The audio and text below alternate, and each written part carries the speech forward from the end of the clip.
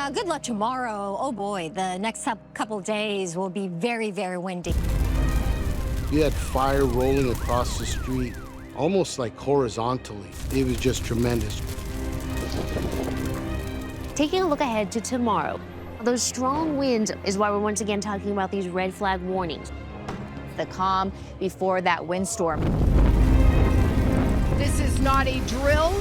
This is an actual public safety emergency. I was trying to get people's attention. You have to get out.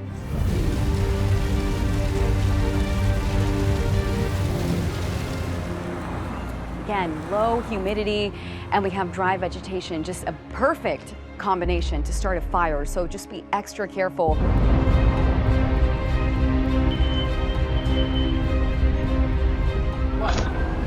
Please God save us. Like a football field of fire, just engulfing everything in its way. It's like Armageddon is here and you're just trying to get out.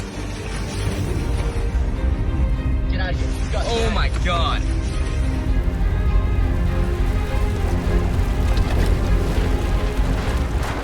All your memory is gone. It's all burned. It's all ash.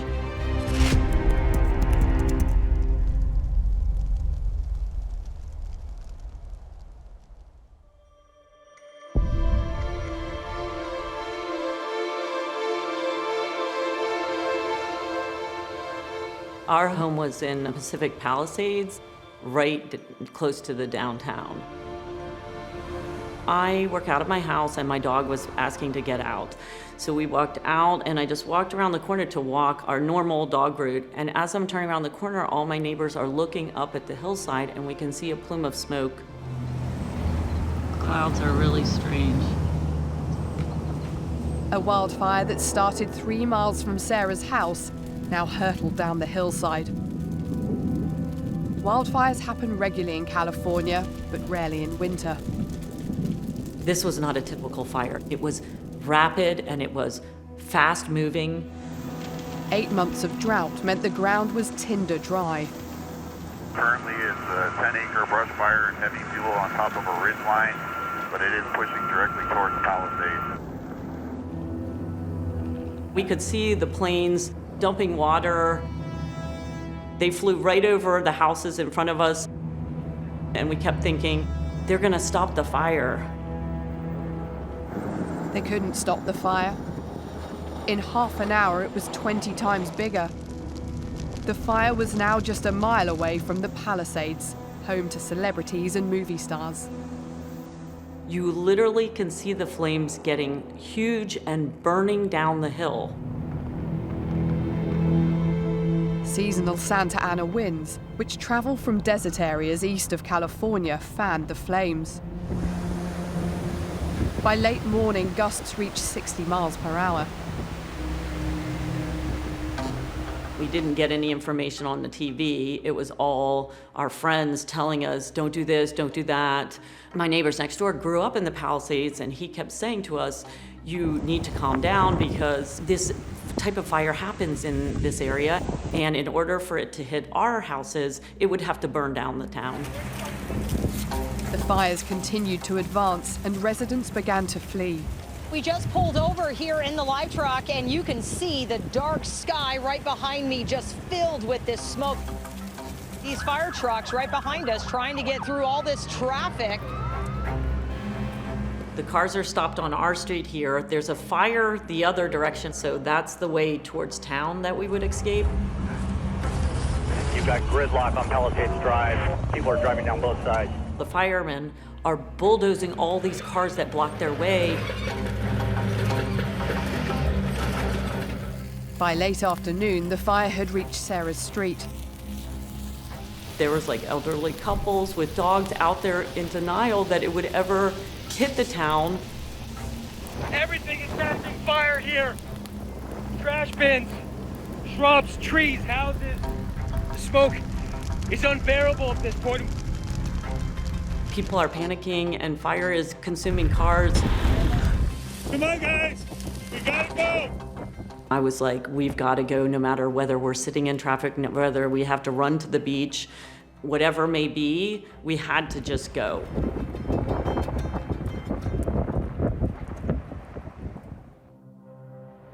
As Sarah tried to escape, 40 miles across town in the suburb of Altadena, Cheryl Koo was driving back from work.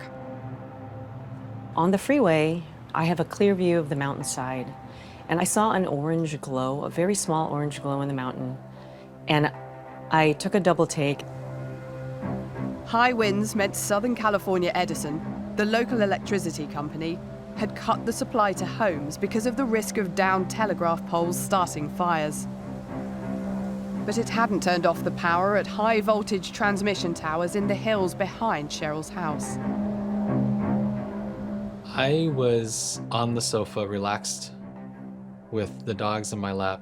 We didn't have power, so I just had a little small lamp, and just waiting for Cheryl to come home. I was probably about 3 blocks away from the house. That's when I discovered that it really was a fire. She opens the door. It was not the voice that I'm used to hearing.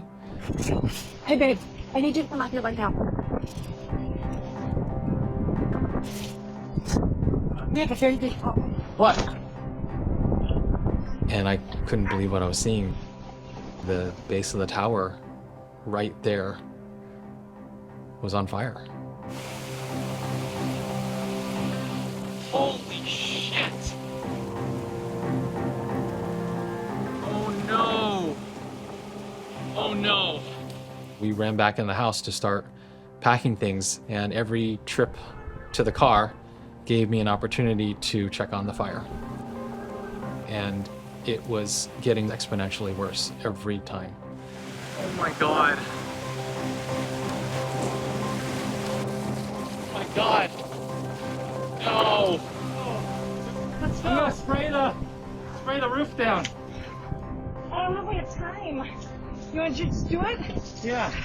I had heard that spraying the house down with water could help. I've heard that has saved homes in the past. I turn the water on, I start spraying, and the water is barely hitting the eaves. The wind is just taking it.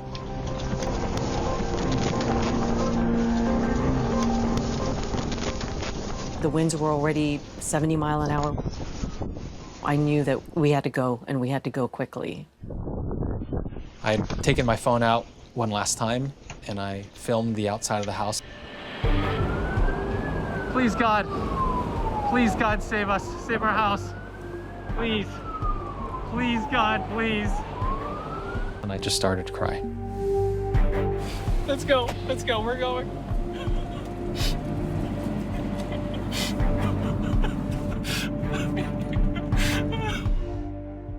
It was a moment of panic for the entire neighborhood. There were hundreds of cars trying to get out.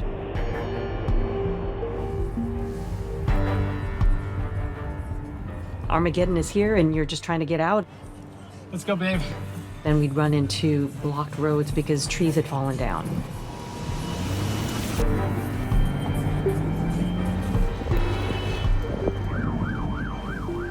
By midnight, emergency services had received more than 3,000 calls. Firefighting aircraft were called back to base. We are going to be grounding all aircraft based on the wind conditions right now. Fire crews were quickly overwhelmed, and surging demand for water caused hydrants to run dry. Our folks are starting to report that they're running out of water in the hydrant systems. The gathering firestorm now met little resistance. It just kept going and going, like a football field of fire, just engulfing everything in its way.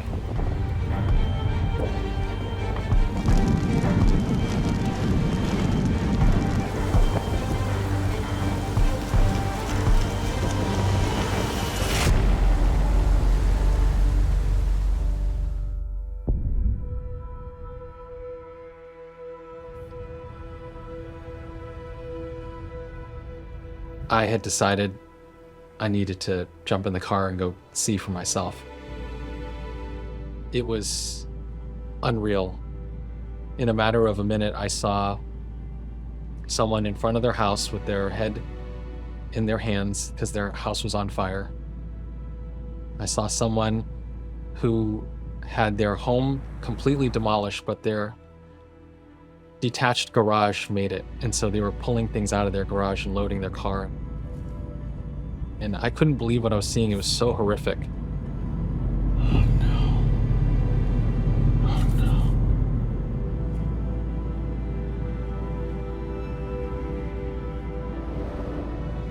Oh man.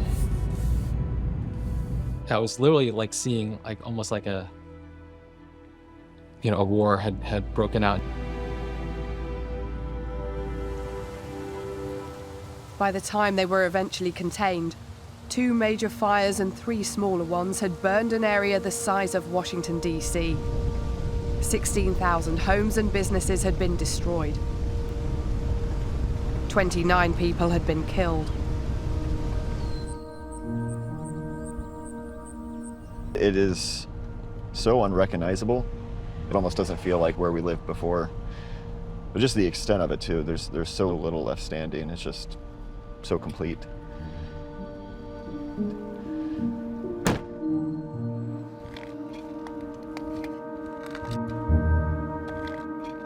My name is Ben Hamilton.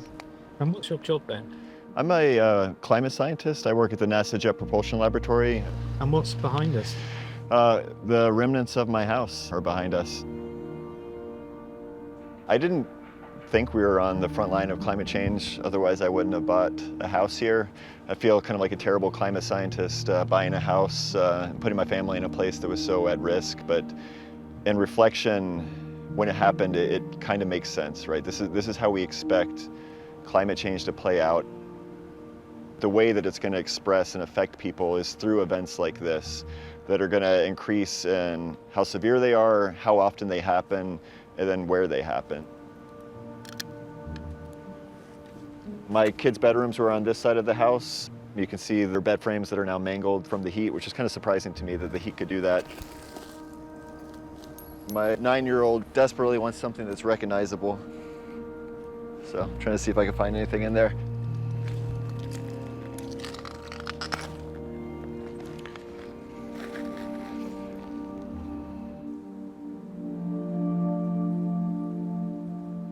Seeing aerial footage of the whole Altadena, a real ugliness has happened.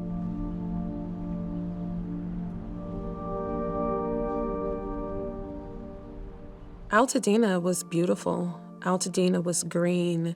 My family was very close in 5 neighboring houses. Have all of those homes been lost? Yes, every last one. Just seeing my grandmother's home and my mom's home and my childhood home, like it's devastating.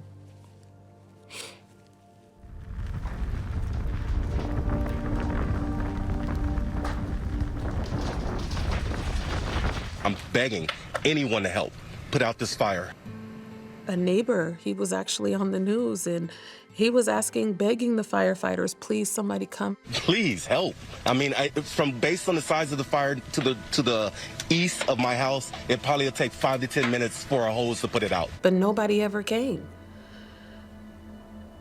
You put your faith in firefighters and the government doing something to prevent something like this from happening, and it just felt like we were left to fend for ourselves at that moment.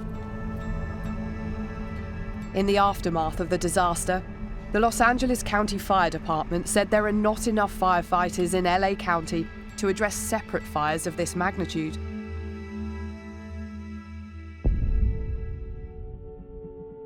This is the regularly scheduled Board of Fire Commissioners meeting for Tuesday, December 17th. In December, local officials appointed by LA's Democrat mayor met to discuss the fire department's resources. Our next speaker is Freddie Escobar. On the agenda, how a $17 million cut to the operational budget would affect fire services. And I'm going to make a bold statement. I'm not scared. I'm going to say what people can't say. If we cut one position, if we close one station, if we close one resource, the residents of Los Angeles are going to pay the ultimate sacrifice, and someone will die. Nobody wanted this. It's unfortunate that it's taken this disaster to address the issues that we've been saying for decades, that the Los Angeles Fire Department is a woefully understaffed fire department, and we're asking our leaders to make it a priority.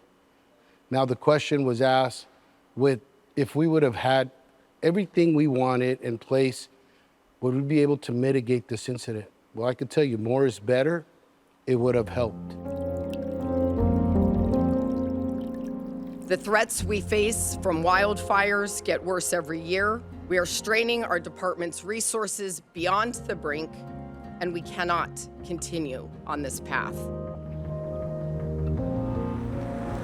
Just to serve average daily demand in the city of Los Angeles, we need at least 62 new fire stations. Not 5, not 10, not 25, 62.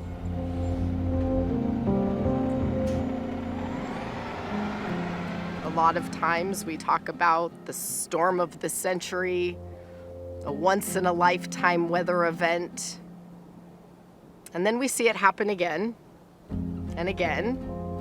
So I don't know how much longer a once-in-a-lifetime event is how we prepare for these sorts of things. The mayor's office says it has increased the fire department's budget to record amounts and delivered the first raise that firefighter heroes have seen in years.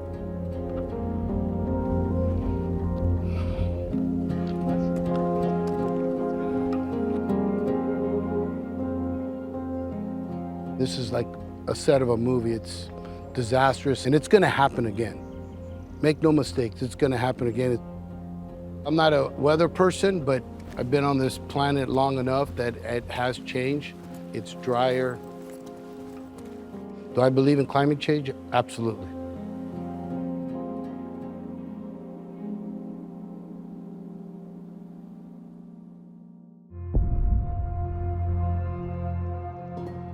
Today it was confirmed that last year was the hottest ever recorded. Temperatures were 1.6 degrees higher than the pre-industrial average. Scientists have warned that the Paris Agreement target of 1.5 degrees to avoid the worst effects of global heating was in danger of being permanently breached. We've had a stable climate, more or less globally speaking, within a very, very narrow range for the whole history of civilization, and we're about to blow through that. Climate is changing all over, and it's just going to get worse. One person who has a record of being skeptical about climate change is President Trump. With the global warming and that, a lot of it's a hoax. It's a hoax. I mean, it's a money-making industry, okay? It's one of the great scams of all time. People aren't buying it anymore. I don't know where he gets his information. He's dead wrong. The scientific community globally has reached a consensus repeatedly that climate change is real, it's serious, and it's going to have harmful effects on human beings, and that is already occurring. Scientists say climate change made the LA fires worse. But on a visit to the city in late January, President Trump didn't publicly mention climate change. Instead, he blamed the disaster on lack of water and poor forest management, failing to clear fallen branches and dead undergrowth. You got to remove it. You just can't have it. I see it even now. I saw the fire. We flew over it, and you got a lot of dry stuff. It's bone dry. On his first day back as president, Donald Trump signed an executive order to remove the United States from the Paris Agreement. The next item here is the withdrawal from the Paris Climate Treaty.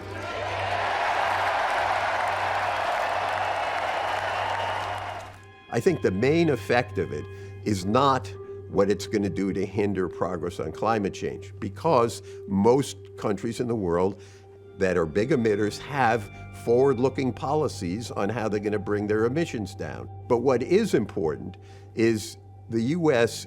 as a leader, the U.S. as predictably stable in the international arena. The withdrawal from the Paris Agreement undermines that.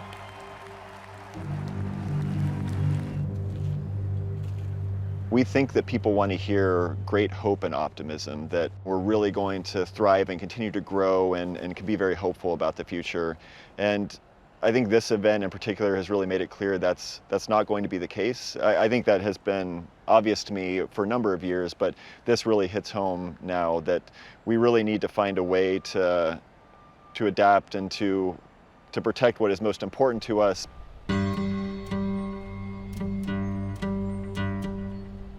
We do not invest enough in infrastructure to combat fires.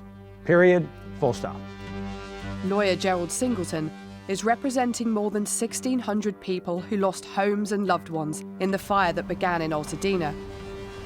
He's suing Southern California Edison, the local electricity company, which he blames for starting the fire. When there's a break in the electricity and it jumps free, that's where you get those arcing events, which are essentially what looks like fire shooting out of it. Gerald Singleton believes there's evidence pointing to the fire starting in Eaton Canyon, close to Edison's electrical transmission towers. The evidence is about as clear as you can get at this stage that Edison caused it. There's actually several videos, but one in particular shows the fire starting. This footage was taken at 6:10 from a CCTV camera on a petrol station forecourt in Altadena. You see a couple of instances where there are flashes, and then you see the arcing going down to the ground and the fire starting. We also have witnesses who saw the exact same thing. It's a very large utility tower. I would say, a quarter mile from our house. It's definitely visible right there. It's in the video, you can see it. And, the base of it was in flames. Power lines have started wildfires in the past, so in high winds, electricity companies cut off the supply. Edison told the LA Times it didn't do so on the 7th of January, as wind speeds didn't exceed a threshold of between 60 and 80 miles per hour. The warnings that they received about this powerful windstorm coming to de-energize their towers, and they did nothing. One can only conclude that this was something that could have been prevented. Gerald Singleton also believes that the fire could have been prevented if Edison had invested more in insulating its high-voltage power lines. Typically, the large transmission lines do not have any rubber insulating on them. What's the rationale for that? The official rationale is that they are insulated by air. The real reason is that it costs money, and that's why over the years we've had so many problems in terms of fires and other disasters. Over the last decade, wildfires are estimated to have cost Edison around $10 billion in settlements, fines, and damages. We had fires that we sued Edison for in 2017, 2018, 2020, 2022, and then this past one here. And the majority of those fires involved fatalities, some of them large numbers of fatalities. So Edison really has not done a good job of adapting to this new reality.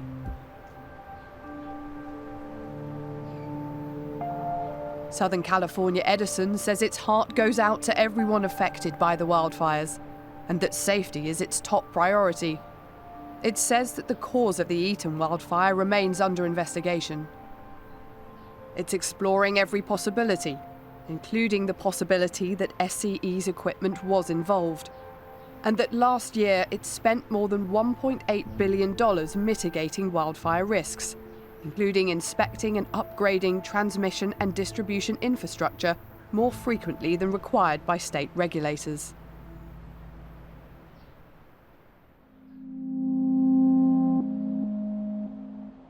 We've lost an entire community. Constituents have scattered. People are living in hotels and motels.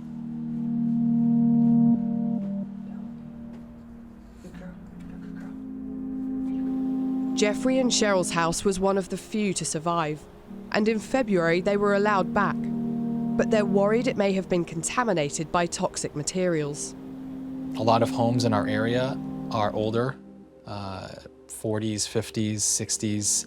The materials back then were asbestos and now are in the air. It's going to take a tremendous amount of time for our community to heal and rebuild.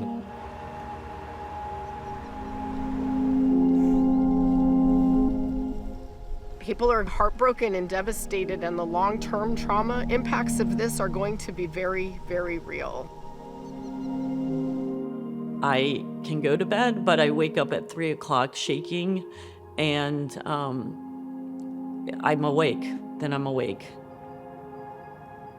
When I'm sleeping is when it all has a chance to come out. Sarah's now renting an apartment in downtown LA, where she lives with her 2 daughters. If your house burns down, you're still paying your mortgage, and you're paying your rental. All of that equity I put in, which basically is my retirement money, is lost. You know, now I'm gonna have to pay back the mortgage, which is well above what my compensation will be from my insurance. The insurance industry's total bill could reach $40 billion, and many fear the disaster will make it much harder to get home insurance in the future. I'm under no illusion that as soon as they're able to, they will drop our coverage for our family. As of right now, the plan is to rebuild. That does set up a little bit of an internal conflict for me, thinking as a scientist and maybe recognizing that the probability of this happening again suggests that we should not rebuild here. For those who remain, learning how to live alongside the dangers posed by climate change will be key to avoiding similar tragedy in the years ahead. We know that there are best practices when it comes to hardening homes against wildfire risk. We have to bake those into how we recover as a more resilient community.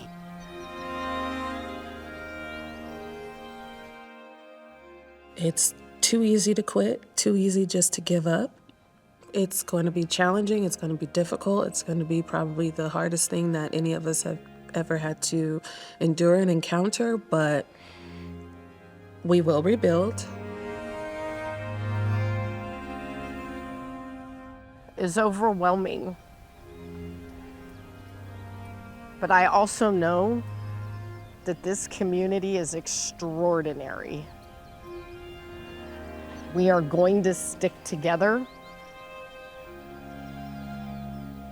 and we're going to right the ship as best we can.